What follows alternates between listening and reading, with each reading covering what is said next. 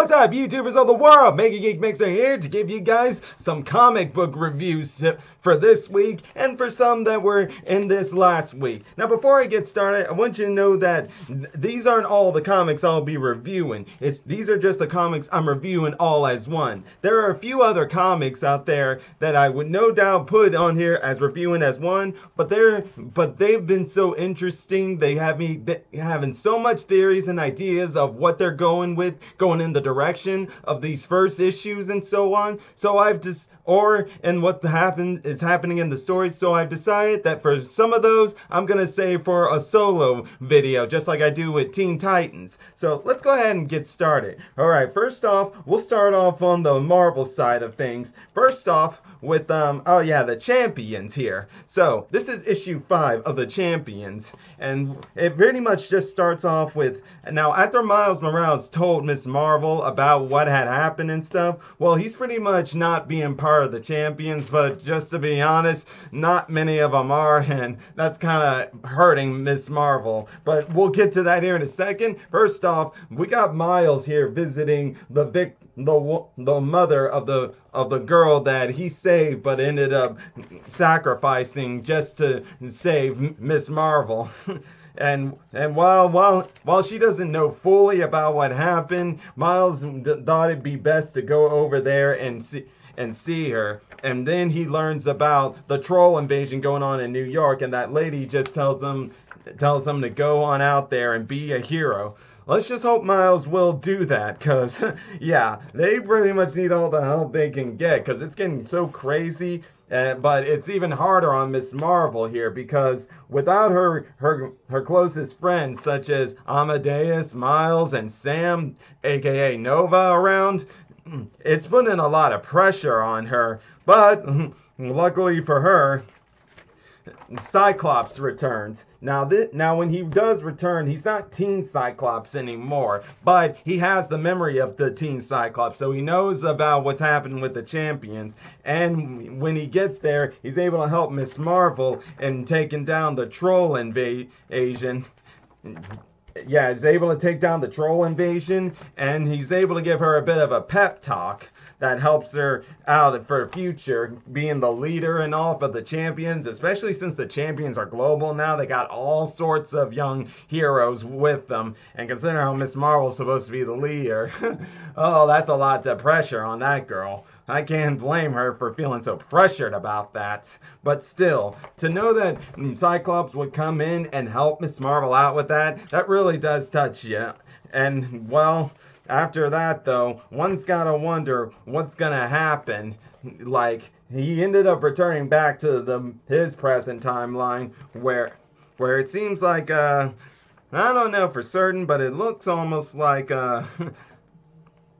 like there's going to be some sort of friction with his team right there, with his team in his present timeline. Who knows for certain? Although I will say, like, not too much happened in this. Other, if you want to say, if you're a fan of the whole dramatic scenes and all the changes that are happening in Champions, then yeah, this is pretty interesting. Me, I would probably give it maybe a 7 out of 10. It was interesting on some spots, but there wasn't really much to it. 7 out of 10 or 6.5 out of 10, somewhere around there. Then we go into Captain Marvel issue 5. Now this is just a direct sequel to what was happening in issue number 4. I actually did a review on that in my last comic book review, and that was in the fact that Captain Marvel and Rogue met again. And like I said there, you know their history, so it's really something. But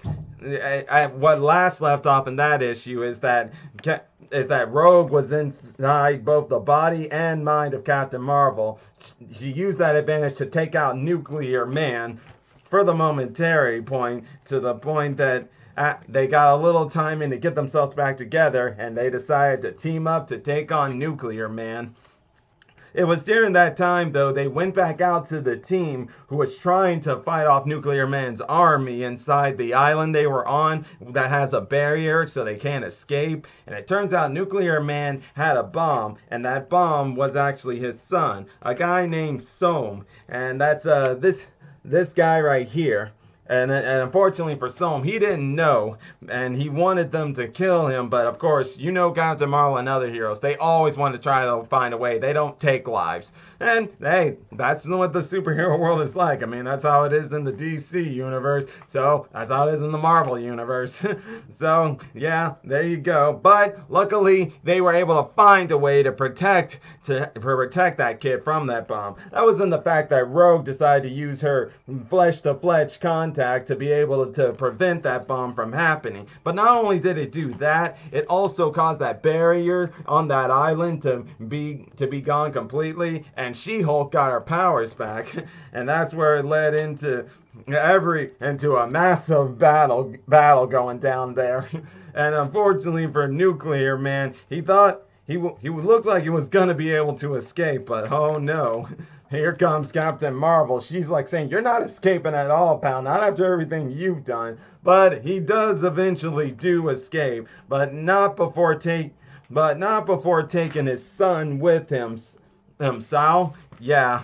So, I mean, So, oh boy, one's gotta wonder what's gonna happen next time they find some in Nuclear Man, because that guy, for one, bringing Captain Marvel and Rogue back together, I'll bet that was some uneasiness for them. And like, they do admit that they can probably never be friends, but they have that connection that they can't have with anyone else, and that's the fact that Rogue knows her so well. That's because Rogue, whenever she touches people, she gets all their memories, knows almost anything about them right there. So yeah, a strange relationship there between Captain Marvel and Rogue there. And yet, while they're just right, maybe they'll never be friends, it's still good to know that they at least have some sort of respect there for each other. A little sort of something of a respect for each other. But that would be this is the end of that first arc, I'm guessing, and it's all leading into a new arc where a newspaper is saying here that we're doomed, and Captain Marvel has something to do with that. I think it has something to do with whoever this is, which will lead into the next arc. So basically, be ready. Whatever's going to happen in Captain Marvel in the next issue, that's going to be something. Oh, and also, we did also get here, let me go to it there. Oh, yeah, James Rhodes and Captain Marvel. Yeah, I mean, I know they have been dating because I learned of that after I got Civil War 2, which, yeah, bad book on that one, but still, whatever, really, because I don't really follow much of Captain Marvel and War Machine to know about that, but still, I like this issue here. It was pretty good here. I'd probably give it maybe an 8 out of 10. It showed some great action-packed moments and some true showings of a superhero, and the fact in Rogue and Captain Marvel, even though never gonna be friends, have something of a friendly term sort of acquaintanceship there. So yeah, I'm glad for that. I might even start putting this on my pull list. I only got issues 4 and 5 because it dealt with Rogue and Captain Marvel meeting again, and I know their history, so I wanted to see this. But definitely, this was good. I might actually end up putting this on my pull list later on. Then we go into Ghost Spider issue 8. So Gwen's been having this thing with her symbiote and been feeling all sort of strange lately. She goes on a date with Harry to try to find out more about it from a guy named Rock, who for some reason is supposed to work at that place at the Oscorp place, but his files are all deleted and stuff. And I have a feeling it may have something to do with this guy who's going after Ghost Spider, this werewolf dude, some gangster werewolf dude, and yeah, no telling what exactly he's up to right now, but still, it's obviously got to be some sort of connection with that guy. And speaking of which, though, as for Gwen, her date with Harry goes somewhat interesting until she says something that kind of offends Harry, and the fact that he doesn't have superpowers, and she makes it come out like that when she didn't mean to. That's pretty much just reminding me of how Peter can be with his relationships right there. It's hilarious, to be honest with you. But then there's also the fact that she seems to be having issues with her Ben, MJ, and the band, yeah, it's mostly because MJ just maybe getting tired of her and her superhero thing and not being on time to the bands and feeling like Jane's trying to steal a spotlight because during this time now Gwen with that symbiote spider suit, it seems to be going out of control and stuff because during their practice, MJ here thinks a spider got onto her and she blames Gwen Stacy for it, thinking Gwen Stacy's trying to steal the spotlight and whatnot. uh, which obviously isn't true. Kind of weird, too. But even still, though, it's now still thinking, I mean, come on, we all know symbiotes, and really, when it comes to symbiotes, you can't really trust these things. Now, first off, the symbiote does have a mind of its own, but Gwen has said that they don't really communicate much, which is kind of sad. We need to really get a communication here to know what's going on, but we do know that somehow I think the symbiote's affecting her. Because she ends up finding some robbers and going all sorts of crazy on them. You definitely know that's the symbiote getting on to her right there. But after she leaves, a guy named Scavenger comes in here. Yeah, this guy right here, Scavenger, and finds a spider on one of the people that Gwen Stacy mugged. Then he takes it off to the werewolf dude, and then they decided it is time to make their move on Gwen Stacy. But they don't do it right there in this issue. In this issue, actually, we got Gwen Stacy going to do her band thing with her band. And all seems to be going well and good until her spider sense kicks in and there's a bomb going off that, unfortunately, it looks like she's still in the spotlight again. So no doubt this is going to come back to some more issues with her and MJ down the line. That's only if she's not that hurt, but if she is that hurt, it's gonna take a while, because there's no telling what that explosion did, who all it hurt and everything. All we know is that, yeah, people are no doubt hurt, and hopefully though she saved some people in some way out there. Oh, won't help but wonder what's gonna happen. But it was a pretty okay issue to me. I mean, sure, it's good that it's given us some ideas on what's going on here, but it's not really progressing anything, because I've been reading this and the previous issues, and I'm kind of getting just a few lost here and there with where the story's trying to go, so it kind of didn't really sell much to me. That's why I give it a 6 out of 10, because not really much is going off there for me on this one. But I do hope that they can get to it soon, just so I can get exactly what it is they're trying to do here. From the Wolfman to the symbiote to what are they exactly trying to do here in this story arc.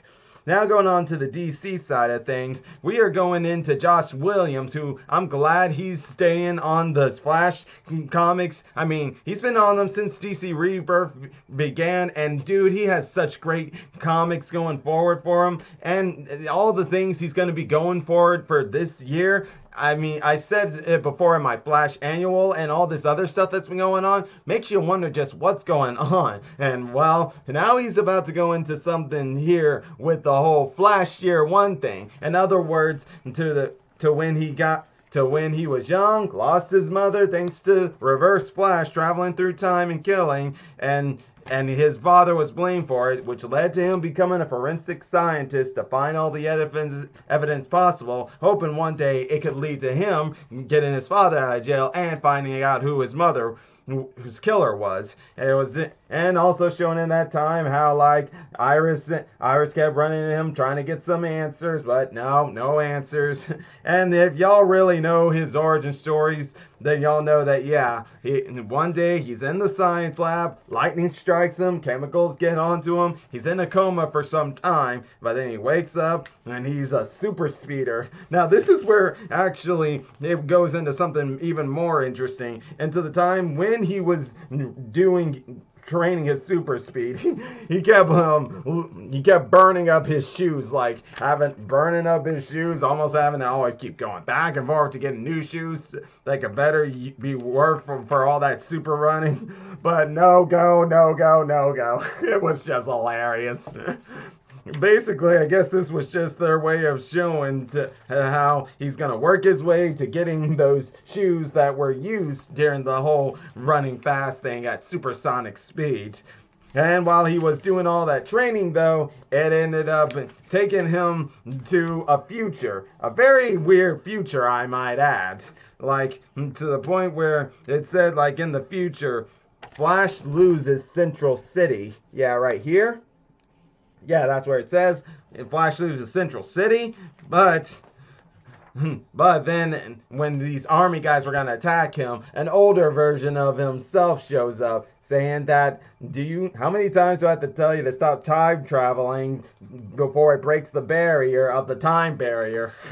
Because, yeah, well, considering how this is year one and and Barry's just learning his powers, well, I don't know. All I just know is that the issue of him with a recap of his origins and how he became who he was and got his powers, and then leading into all them shoe jokes about running and burning the shoes. Very hilarious, very funny. Now, as for where this story's gonna go so far, I don't know, but obviously Josh Williams has some ideas going for him, and I am totally behind this guy. I don't know what he has planned, but we'll see. And as for this issue, I give it a 7.5 out of 10, only because it doesn't really give us much on what we're going for, but it does leave you with some very open-minded stuff about whatever Josh Williams is doing with this whole Flash Year 1 thing and everything. So definitely be on the lookout for that, and also with the whole joke of burning those shoes off. And then finally, I'll no doubt probably in later videos do a single issue on this, but let me just say, man, James, you are excellent. I'm glad they chose you for this book, because what you be doing with the Batman and the Ninja Turtles and this multiverse thing, it's insane, and I love it. And man, boy, do we get it this time. I mean, this time here, Batman, he's actually part of the Ninja Turtle family. Yeah, like, when he lost his parents, it's like Splinter he went into the sewers, he found Splinter, and Splinter took him in along with the rest of the Ninja Turtles and became this family. But obviously, this is not true. And why? Well, that's because, like, something has happened, and that is in the fact that this stone here has created some parallel dimension, or mix the Turtles dimension with the Batman's dimension and cling it together in some sort of way to where where Batman and his world is merging with the Turtles world, because Joker here is actually not looking like Joker. Instead, he's part of a clan of villains that he leads called the Smile Clan. And let me get to it. Here's how he looks as the leader of the Smile Clan. And he also's got Clayface, Croc, and Deadshot, and Harley Quinn a part of this clan. It's very bizarre, but still, the action to where Donatello, Raphael, Leonardo, and all of them show up and just beat the crap out of those guys was awesome. And also not to mention the fact that Casey Jones is part of the police, the GCPD. I think this is going to be like a little reference back to the Ninja Turtles 2 movie, Out of the Shadows sort of deal. Something like that. But even more so, though, is the fact that not only all that, but get this, we got the original Turtle Prime jumping into this book this time. That's right, the original Turtle Prime Raphael comes in telling them he knows what's going on. And obviously, what's going on is it has something to do with whatever Krang has done, calling himself King of the Multiverse. So I don't know where this is going. All I just know is this is insane. This is leaving you open up to all sorts of ideas. And how is it that Stone warped reality to where Batman and the Turtles are like their worlds have been merged? And also in the fact that Batman keeps getting dreams about his son.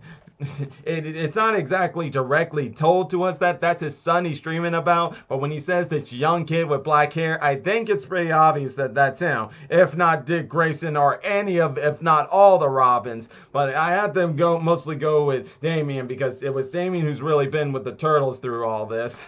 But definitely loved it. Definitely like 8.5 out of 10 or 9 out of 10. All I know is that was amazing. So much to be opened up for. But I'm gonna leave it at that, guys, and I hope you were enjoying this video. And if you like what I had to say, and if you got some things to put in the comment section down below, please do so. And if you enjoy my videos, click that like button, subscribe to the channel, and hit the bell icon to be notified when I make more videos. And until then, Mega Geek Mixer signing out. Bye!